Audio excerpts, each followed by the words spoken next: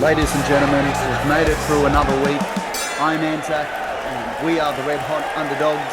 I'm tonight with the ever incredible, long contained, often imitated, never duplicated. Please put your hands together for Drewy. Hey, buddy. Hello, everybody. Welcome to the podcast that is quite proudly the least cool kid on the block. We wear that as a badge of honor. Hello, everybody. Another week has happened. Yes, as not cool kids. As not cool kids, but very proud of that. Yes. Now, one thing that isn't cool is the Australian cricket team at the present time. Yeah. Of course, we all support them. Yeah. But they are going down literally in flames right now. As we speak. Take us through like what happened and yeah, so take us through, Joey. Take us through. Yeah, so this is officially the start of the cricket season, we can now say, with the first test. Yep. And Australia, unfortunately, are in a whole heap of trouble. It looked good on the first day when we got India out for 150 runs. Yeah. However, then came Australia's turn to bat. And we could only manage 104 runs in total. Yeah. And our highest score is actually Mitchell Starc, who's one of our strike bowlers, with 26. And the second highest score from Australia was the wicket keeper with 21 in Kerry. So the scorers were a bowler and a wicket keeper. Yeah, Starc and Carey, they are our top scorers. And just for the record, there were a grand total of 7 players, including pretty much most of the batsmen, that did not make double figures. Let me repeat that. 7 players that did not make double figures in the first innings. And is that to do with like these days, you know, cricket and spectators, like we're all focused more on the short game, like cricketers, batsmen out there just smashing it, you know? Is that to an extent? I hear what you're saying because of the advent of 2020 and obviously you got one-day internationals, but 2020 cricket, and you kind of think that players have changed their philosophy as far as batting is concerned. To a slight extent, maybe, but not necessarily to a significant extent in this particular instance. I think they're all professional enough to know what their job is at the highest level at Test cricket. They don't tend to go outside that sort of strategy or game plan for the most part. I think the biggest problem for Australians and for any side is that they're playing in Western Australia, which generally tend to have very, very, very quick pitches that favour the bowlers. Yeah. Okay. And by the end of that first innings, it kind of looked like the Australian scorecard was a scorecard similar to what we would have when we used to play cricket when we were 10 or 11 at the school. It had a grand total of like 20 and people get like 2, 3, 1, 4. It was a little bit embarrassing to say the least. But so India got 150 and Australia got 104. Like when we got them out for 150, I thought, oh my God, we've definitely won this. Yeah. Oh, so did I. How are we going to lose this? And we get 104. And then how did India get, like, what are they on now? 300. So, you know, like. Yeah, what happened? Last time I checked, they were 5 for 377 in the second innings. Yeah. So Jaiswal got 161.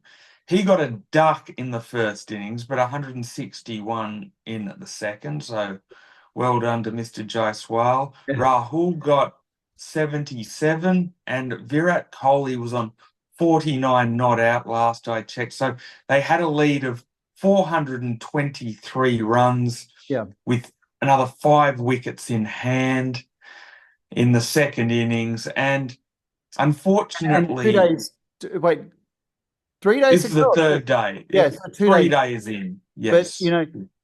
that's the thing with cricket. You still got to get Australia out again. You can't just. Yeah, 100%. But unfortunately, the writing was on the wall at the end of stumps on day 2 when Yeah. India were ahead, or they had made a total of none for 172 at the end of yesterday. Yep. And that pretty much kind of put the nail in the coffin, because being behind by 423 runs, with India still having another 5 wickets in hand, is very unfortunate for Australia. It's not a position you want to be in. The game's gone, but Is it gone? Is it gone because we India can play for a draw. Yeah, India have to declare. They have to say, okay, now we're going to try and get Australia out. 439, whatever. That's enough. Why are they still scoring? Oh no, I can understand their point of view. I do the same. What they'll probably do is bat the entire way through the third day and then give themselves 2 full days to bowl out Australia, which possibly should be more than enough. However, there is a slight case for Australia maybe forcing a draw if they can bat through. And that might be that maybe there's enough deterioration on the pitch right now that it's starting to turn into the batsman's favour and starting to become more of a batting pitch now. However, if I was to put any faith in anything, I'd say it's looking like it's going to be a solid India victory.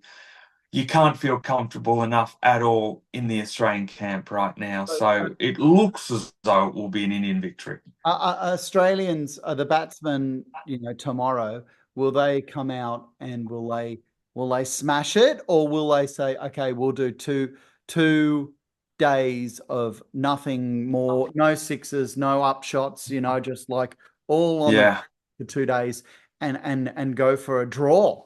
Like, is that? Yeah, I think it'll be a conservative approach. I don't think they're going to risk being 1-0 down. I think, unfortunately, it's one of those cases where it's not really giving up if you play for a draw, even though that sounds crazy. It's kind of a situation where they are that far behind that it's practically impossible to win. So it's almost like a situation where that is their best possible result. It would be like playing rugby league and being behind 36-0 at halftime and going, well, we can't win, but let's make the score look more respectable. Yeah. Okay. Yep. Yeah. It's not like that at all. That's not a comparison at all, because we can't win, but and I don't think Australia can win. So my comparison is pretty much saying play for the draw because you can't win.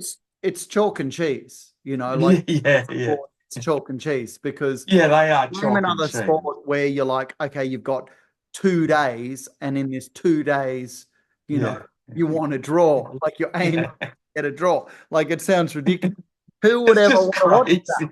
Who would ever want to watch a sport that's been going for 3 days, right? That you've got another 2 days to watch and hope for a draw. I mean, no wonder the Americans don't catch on board. I mean, we bagged them out about baseball, and they'd be like, what? You guys watch a game for like 5 days and there's no result at the end of it? Yeah. And another thing too is, like, I had, I had the score on, just the score in the background on the YouTube and stuff. And, it's one of those sports where there's just that many numbers going on. It's actually quite nice to have on the background. You're doing other stuff and you can see not just the 5 for for 50 or whatever, but that but also like it's very statistical. The over that you're on now, and the numbers everywhere, and the bowler stats and this and that, and it's just a screen full of numbers, but somewhat enjoyable somehow. Like, it's enjoyable. Yeah, it is a complete wet dream if you are a numbers geek. Yeah. It's a numbers geek sport, you know. Yeah, Like absolutely. So accountants would love cricket. If an accountant doesn't know cricket, they need to know cricket. no, correct. And also, it's a sport where the slang, the jargon is just phenomenal, isn't it? Like, Yeah. I told you how I listened to it, you know, driving to Lee's party. So I'm sitting there driving and listening for 45 minutes. Yes.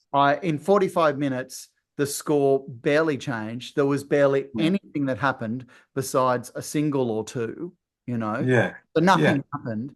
In 45 minutes, name another game where nothing happens for 45 minutes, yet the commentators did not shut up, you know, and the words that they use, the language, the vocabulary is just so unique that it's kind of fun listening to that. Can be. Yeah. And it can also put you to sleep. But either or, it's an acquired taste. It's a different kind of commentary. Yeah. Instead of going 100 miles an hour, you can flip a few pancakes, have a puff of your cigarette 3 times, and come back to what you're saying, and nobody knows any different. Nothing's happening. Yeah. It really is something. It is something that's on in the background, you know? Like, as far as sports are concerned, it's Australia's equivalent to the world to Vegemite. Yeah. It's an acquired taste. We love it. The Indians are crazy for it. The English love it. South Africans, Sri Lankans, a lot of countries love it. But if you don't understand it and you're from another country, I can understand why you don't like cricket. But I can also understand why you might love it too. And another thing, what I do like about cricket is, you know, see other sports, you know, other team sports.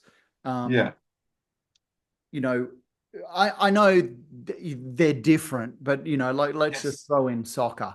Okay, just as a reference, you know, you got the goalies that maybe are a bit taller, right? Because they got longer arms and blah blah blah. Yeah. So there you go. So different sports do have different sized people. Yeah, different physiologies with their players. That's right. Yes, it caters to a bit of everybody. That's true. Point guards that are taller than, you know, in basketball. As forwards have no necks and 30 kilos heavier in rugby league and other rugby. So on and so forth. Every pot has a lid. And but with cricket, like they don't just have that, but the actual players, the people they have different skills from each other. Yes, correct. Yes, batsmen, bowlers, and wicketkeeper. There's there's different types of bowlers. You know, you've got spinners that, you know. So we've just talked about how Australia's got to stay in for 2 days. So they'll be using lots of spinners because that's a tactic that they use to get people out, because the ball moves and they stuff it up. And it depends on the pitch. Sometimes you use more pace. Bowlers, sometimes you use more spinners. There's medium pace, there's swing bowlers. So, you know, it's a game full of lots of skill and wide variety as far as the bowling is concerned. And the skill level with batsmen, there's only so much you can do with batting. It's just how a batsman approaches their innings and what technique they use. But even there, it's still got skill. Even though you got your sloggers that will be able to get a lot of points in a short amount of time, and the ones that should be able to hang around for 2 days. You've got your accumulators and your ones that go by steadily, different temperaments. So hopefully for Australia, they can come good in the first test, even though it is looking like a complete and utter hot mess. However, going from cricket, we now have the NRL draw that has been released. Okay, cricket's over. Now rugby league. Yes. Let's talk about even though we're talking about rugby league in November, that's okay. We cater for a bit of everybody, right? Rugby league. I can reveal certain things about the upcoming draw for Yep. you. Yep. So, Specifically the Manly draw. well, I mean, I like to cater for everybody, but Yeah. I can give you a few stats with the Manly draw. Yep. However, Fox Sports actually accumulated a list which is pretty accurate, and it goes through all the games, who teams play and who teams don't play. The top teams with the top 5 easiest draws. Okay, so these are the top 5 easiest. I will come in at number 5. The 5th easiest draw is the Cowboys. Okay. The 4th easiest draw is the Warriors. The 3rd easiest draw is the Knights. The 2nd easiest draw is the Manly Sea Eagles. Hey. And the first easiest draw is the mighty Canberra Raiders. Oh, okay. I like that. I like that. Yeah. I like that a lot. So, and teams sort of might argue, oh, they've got an easy draw than us, and this and that and the other. Well, you get what you're given. Sometimes you're the hammer, sometimes you're the nail. Yep. Manly have been the nail more times than I care to imagine. So we're going to take that opportunity to be the hammer this year. Yeah. If I may, I might just go through the 5 teams with the hardest draw. Yep. Okay. So I haven't exactly. I won't list the teams in the middle because it's just like reading out a bloody phone book. Yeah. Yeah. So I'm just giving you the top 5 easiest, top 5 hardest. 5th hardest draw is the Dolphins. Okay. The 4th hardest draw are the Dragons. Yep. Okay. The 3rd hardest draw is the Titans. Okay. 2nd hardest draw is the Broncos. Good. And for a great big welcoming gift to Mr. Wayne Bennett, the hardest draw is the mighty South Sydney Rabbitohs. So That's great news too. Yeah. welcome to Redfern. Welcome to Wayne. Redfern. We're going to give you the almighty hardest draw with a great big shiny red bow all over the fucking thing. Yeah. So congratulations, Rabbitohs. You got the hardest draw. Just for a point of interest, I thought I'd probably label the 2 grand finalists from this year and give them where they sit in the pecking order. Storm have the 6th hardest draw and the Panthers have the 10th hardest draw. Okay. All right. That's interesting, isn't it? But yeah, good news that bunnies have the hardest draw. yes, Manly have the 2nd easiest draw. Now, it is that important or relevant or not? Because remember, just as to talk about bunnies, everybody expected them to make the top 8 last year or even top 4. And where were they? Absolutely nowhere. So, I mean, like that's based on now. A lot can change between now and kickoff come early next year, Yeah, so obviously it's based on the form of the teams last year and how they performed last year. What I will say is this: if you're putting all of your hope and energy onto how easy or hard your draw is, then you're probably thinking about things exactly the wrong way. What it does do is it gives a tiny flicker of hope. But what I am saying is, please, if you support a team, don't put too much faith in it, because essentially at some point, every side, as we've seen throughout countless years, are completely inconsistent, barring about 3 or 4. It just gives you a little bit of hope, but it's certainly not the duck's guts of what the sphere of hope should be and how much energy you should put into it. It's a rough guideline that you can go by, but it's certainly not everything by any stretch of the imagination. It's something that I do like about the Premier League, the fact that every team plays every team twice. Yes. One at home one away. And Yeah. that is the standard for how fair something can be. Yeah, it's good. Yeah. Just to give a brief guideline of, say, the Raiders, who have the easiest draw. So Yep. from last year, games they played against last year's top 8, they've got 10 games against last year's top 8. They play 4 games against last year's top 4. They play 14 games against last year's bottom 9 and 7 games against last year's bottom 4. That's the So easiest. Yeah. that's the easiest. In comparison to the Rabbitohs, Yeah. so they play 13 games against last year's top 8. They play 8 games against last year's top 4. They play 11 games against last year's bottom 9.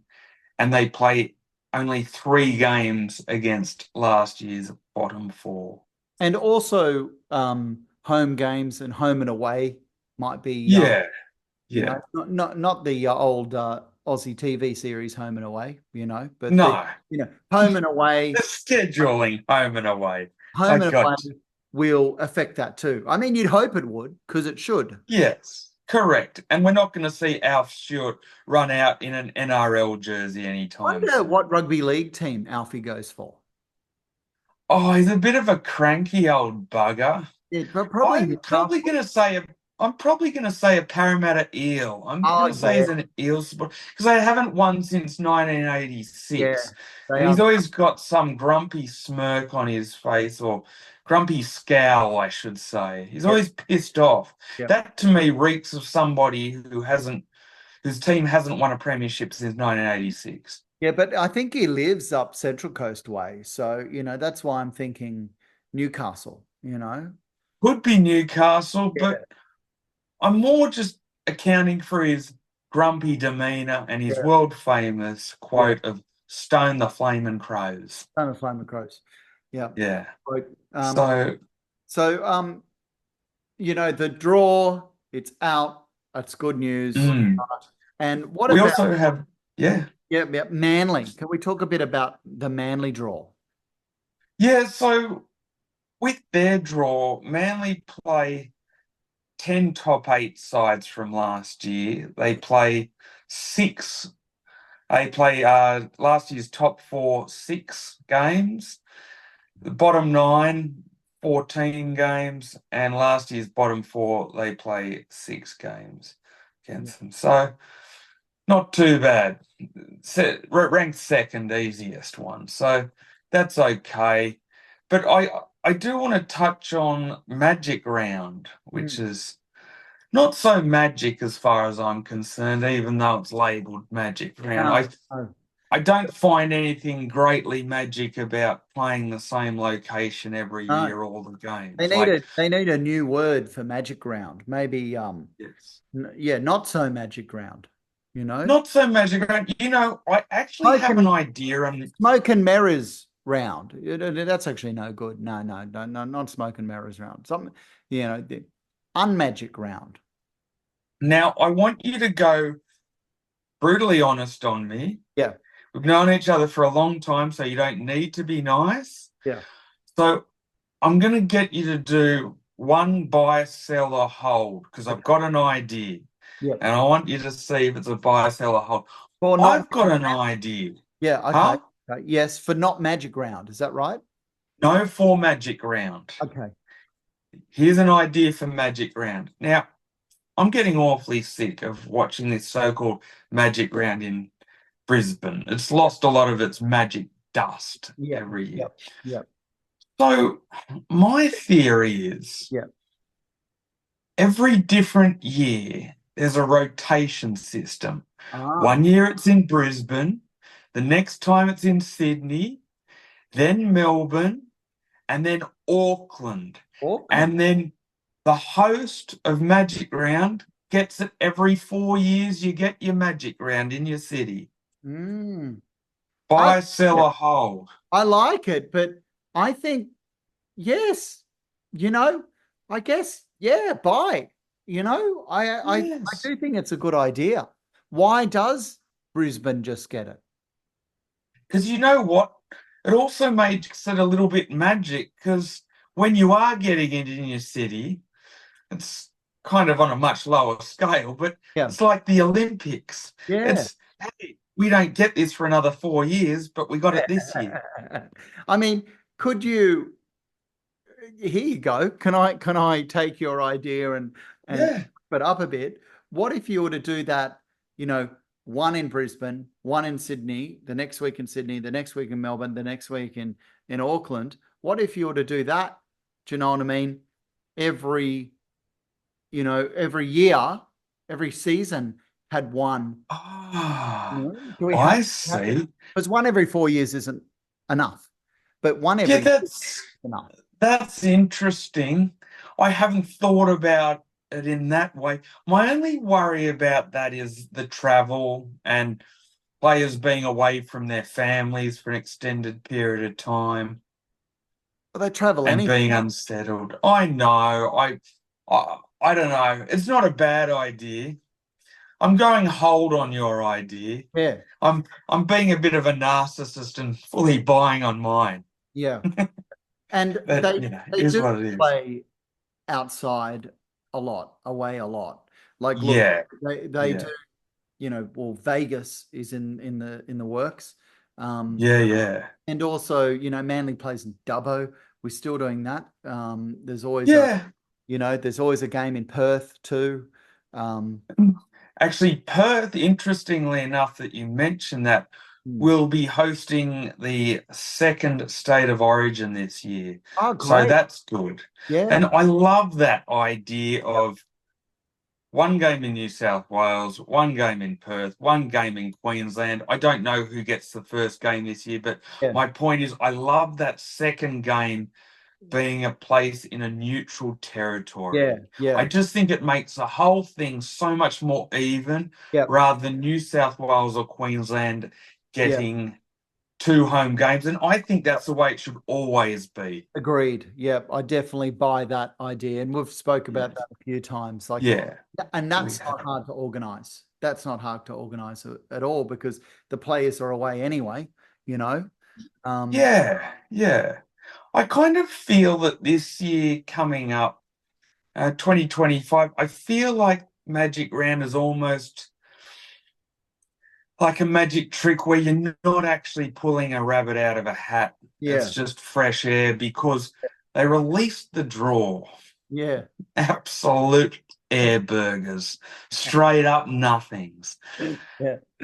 I'm not impressed with this draw, I've got to say. It's like somebody's hung a turd in the fisherman's basket. Do you have the draw in front of you? Yeah, I have for Magic Round. Okay, but So, I'd like to know how many um games, Manly games, are on a yes. Thursday, Friday, Saturday, or Sunday. Yeah, I didn't go that deep into it, but I'm sure we could work that out sometime. But I will give you the Magic Round draw, Okay, which on Friday, May the 2nd, will be the Sharks and the Eels. okay, On the same night, you'll have the Roosters and Dolphins. okay. They're okay games, I Oh, suppose.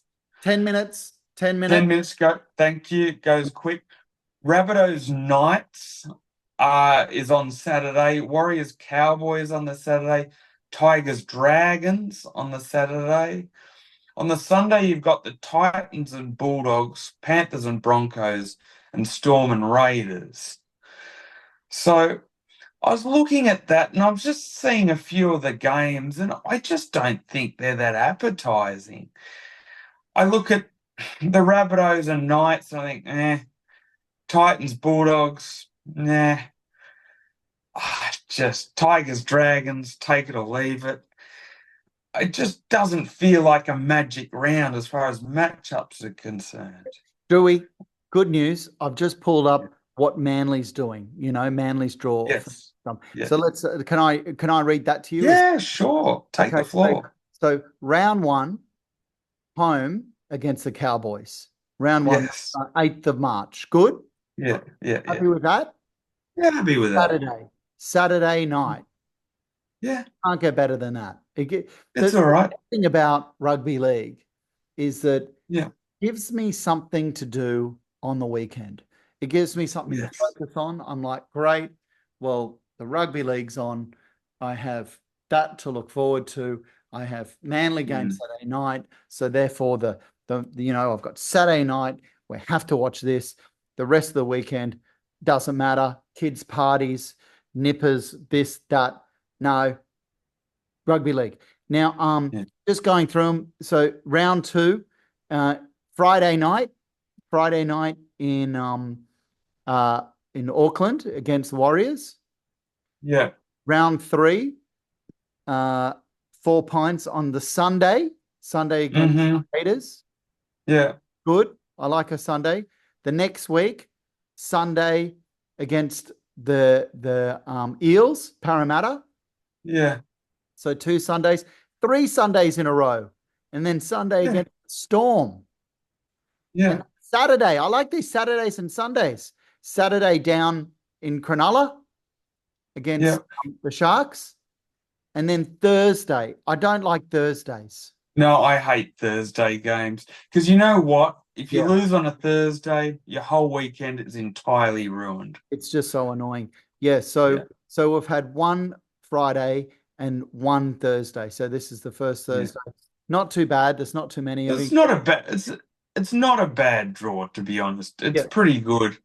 One thing I will say, if I could have a magic round, Yep. I compiled my own list of games that I think would be awesome for Magic Round. Yep. I reckon if you're going to have Magic Round, it's got to be Magic. Yep. So for me, you've got to have the biggest rivalries in history playing each other. Oh, yep. So Yep. here would be my Magic Round. Sharks versus Dragons, Okay. Eels versus Bulldogs, Yep. Rabbitohs versus Roosters, Cowboys versus Brisbane, Titans versus Dolphins, because they're the two newest teams, Storm versus Panthers, Raiders versus Warriors, and Tigers versus Knights. Yep. I like it. That's much more magic. That is magic. Much more magic. Yeah. I'd much prefer to be watching those games than Titans and Bulldogs. No disrespect to Desi's Titans, but or Rabbitohs Knights, Yeah. But yeah. 2 Thursdays. We've got 2 Thursdays and 5 Friday nights, and the rest Saturday and Sunday. It should be good. I really look forward to the rugby league season. Yeah. It's always my favourite. There are three things I love to do most on the weekend. Yeah. That's clean the toilet bowl, clean the fridge magnets, Yep. and watch NRL. My Yeah. three favourite things. Yep. But we still got 5 minutes, and we Yes. still got many months of cricket. And there's what else we got? We also got tennis. That'll get us Yeah, through. there's a lot coming up. There is a lot coming up. Bit of boxing. Still plenty to be thankful for. Yep. Up until now, after the rugby league and the cricket starts, you kind of hit a bit of a black hole of what's going on in the world of sport. You kind of get to that moment where it's scraping at the bottom of the barrel, I feel we're there now, Yeah. I mean, the most exciting thing is watching Australia strive for a draw in the cricket. And I think we can do it. Yeah. And we are scraping the bottom of the barrel. This is black hole. We are in the black hole right now.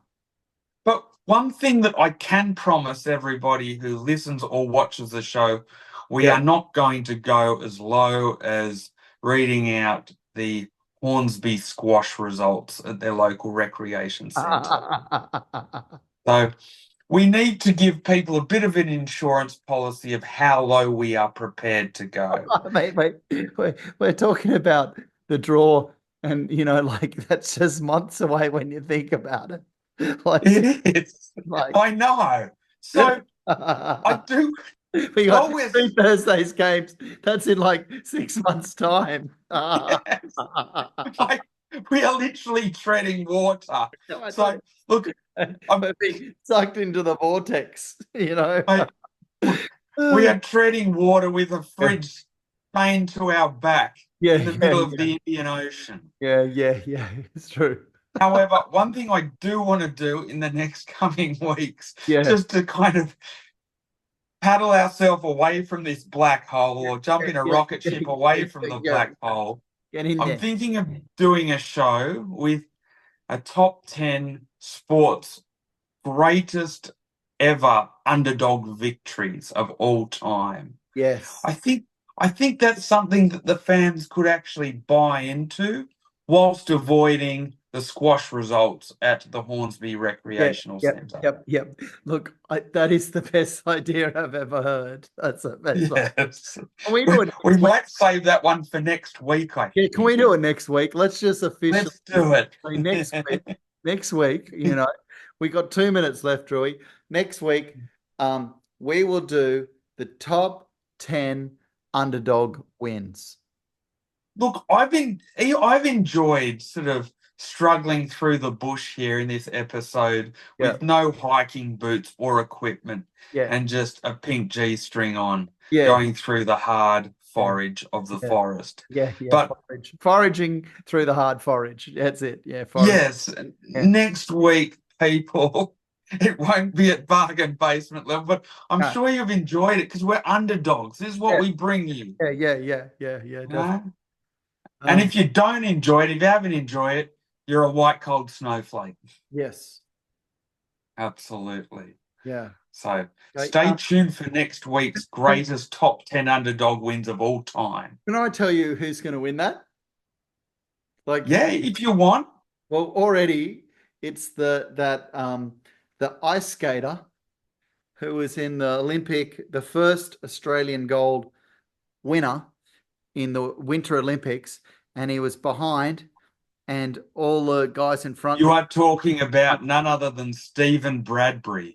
Bradbury, yes. And in front of him, everybody wiped themselves out, and he went through, won the gold, and he did this, and he won through, and they interviewed him. He was like, I was hoping or expecting a win like that. You know, he's got to win the underdog of the century, right? It's funny you mentioned that. I'm compiling a list. He is not number one. No way. Like straight away, I was like, Bradbury's got to be number one. And you don't even have You're going to have to tune in. And everyone is going to have to tune in. You've got all week to look forward to this. But can I just say they've got to be Australians? They can be anyone from any country. What I can tell you, Bradbury makes my list. I can tell you that. He's got to make the list. He's in the list. He's in the list. Okay. He's squeezed in there. There. He crossed the line. This episode is squeezed in at number 11. Yeah. Although it's not a victory, it's more of a defeat. The treading water. But we're getting there. But it's a really good one to look forward to next week. Yeah. Please come join us, everybody. What's going to happen with the Aussies? Tell us. What do you think? I think India are going to win, unfortunately, and we're just going to have to fight back in the Test series. I'm being a realist. Yeah. You know.